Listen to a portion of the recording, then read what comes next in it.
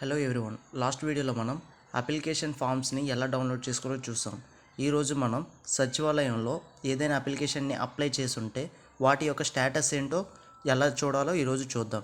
ముందుగా Google browser కానీ ఏదైనా బ్రౌజర్ ఓపెన్ చేసి అందులో వార్డ్ సచివాలయం అని స్క్రీన్ పైన కనిపిస్తున్న విధంగా సెర్చ్ చేయండి. సెర్చ్ చేసిన వెంటనే వచ్చిన ఫస్ట్ వెబ్సైట్ని విజిట్ చేయండి. విజిట్ చేశాక ఆ సచివాలయం అనే వెబ్సైట్ ఓపెన్ చేశాక మీకు ఇంటర్ఫేస్ అనేది ఈ విధంగా ఓపెన్ అవుతుంది. ఓపెన్ అయ్యాక మీకు ముందుగానే అప్లికేషన్ యొక్క నెంబర్ అనేది మీకు వస్తుంది.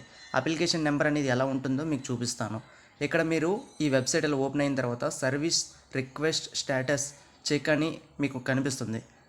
దానిపైన క్లిక్ చేసి మీ దగ్గర ఉన్న అప్లికేషన్ నెంబర్ని ఎంటర్ చేయండి. ఎంటర్ చేసిన తర్వాత సెర్చ్ సింబల్ మీద క్లిక్ చేస్తే మీకు ఒక క్యాప్చర్ అడుగుతుంది. క్యాప్చర్ ఎంటర్ చేశాక సబ్మిట్ మీద క్లిక్ చేస్తే వాటి యొక్క స్టేటస్ అనేది మీకు చూపిస్తుంది. ఈ వెబ్సైట్ ద్వారా మీరు అప్లై చేసిన ఈడబ్ల్యూఎస్, ఓబీసీ ఇంకా ఎలాంటి రిక్వెస్ట్స్ అయినా సచివాలయంలో మీకు ఇచ్చిన అప్లికేషన్ నెంబర్ ద్వారా ఈ వెబ్సైట్లో స్టేటస్ ఏంటో చెక్ చేసుకోవచ్చు.